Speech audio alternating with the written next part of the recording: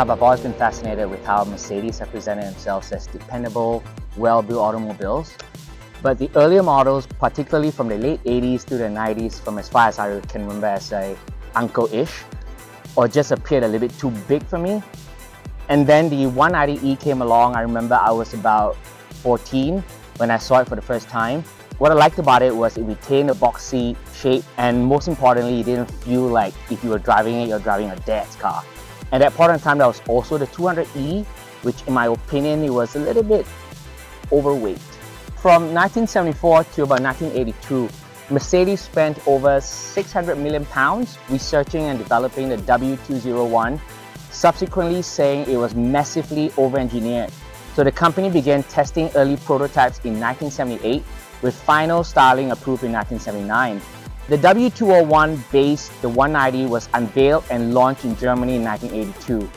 The production reached close to 2 million units over its 11-year model life. Mine is the 1.8-liter petrol version. It's definitely not what I would consider the fastest car out there, but the drive is comfortable, the suspensions are plush, which is amazing. And considering the fact that it was designed in the 80s, despite its size, it has a fairly large trunk, so it's perfect for road trips too.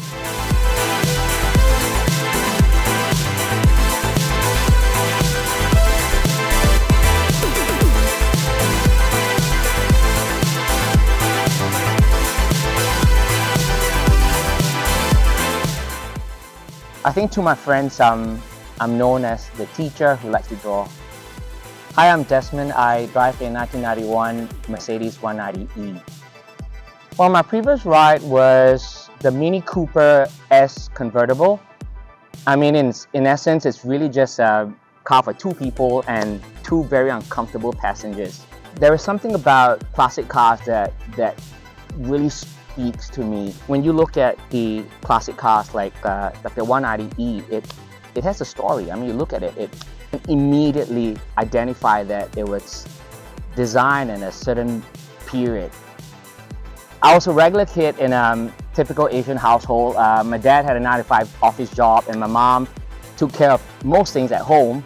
I think my dad was typical Chinese father, so he wasn't absent. He was there, but he wasn't. Like most kids, I had after-school tuition, swimming, music classes. I mean, if I didn't have those, I would just hang out with the other kids in my neighborhood, or just kind of follow my brother around and just kind of copy whatever he was doing because he was sort of like my role model. Okay, I remember there was this one time I had a pack of cigarettes in my closet, and then my dad was in my room. First thing he did was like, "Are you smoking?" You know? And then my brother just took the rap. It's like, "Oh, it's mine, it's mine." So that was pretty awesome, I thought, yeah. I think that the biggest challenge in my life was when my brother, he died 3 years ago from cancer.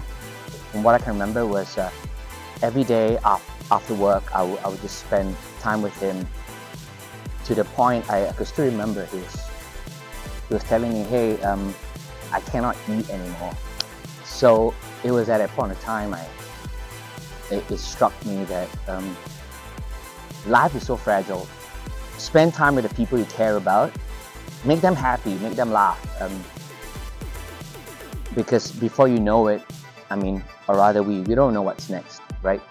So if you want to live life without regrets, live for the right reasons.